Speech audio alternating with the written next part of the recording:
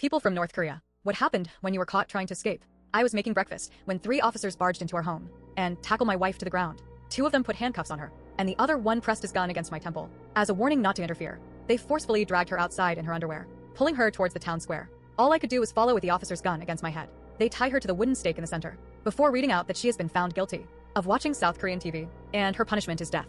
I tried to plead with them, offered my life instead, but nothing I said was enough. I was forced to watch as my wife was shot dead at 7 a.m. in the morning in full view of anyone passing by, still in the clothes she'd slept with.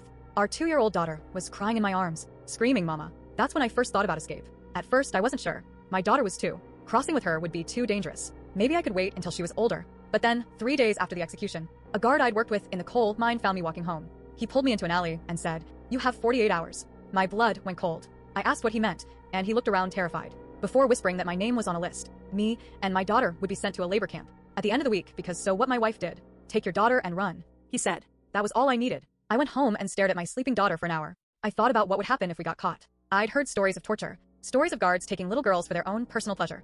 I just never could have imagined what would end up happening to me. I grabbed Hannah in the middle of the night, wrapped her in 2 coats, and walked to the train station. The train to the border town left at 4 a.m. I didn't have tickets. I didn't have travel documents. In North Korea, you need permission from the government just to go to the next town. Regardless, I snuck onto the train through the cargo door and hid in the bathroom, with Hannah pressed against my chest. The first checkpoint came 20 minutes in. I heard boots in the hallway, guards checking tickets. They rattled the bathroom door handle, and Hannah started whimpering. I was sure they could hear it, so I covered her mouth with my hand, gently and quietly climbed out the window, onto the side of the moving train. I hung onto a metal beam, Hannah strapped to my chest with my belt, my feet dangling over the moving tracks. The guard looked inside and moved on, not suspecting a thing. I pulled myself back inside.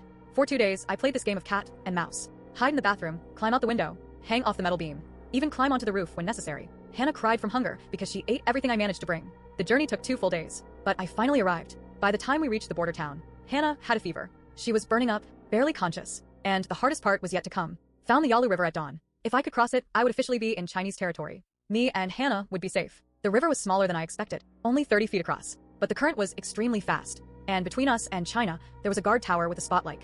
It's this guard tower that I'll never forget.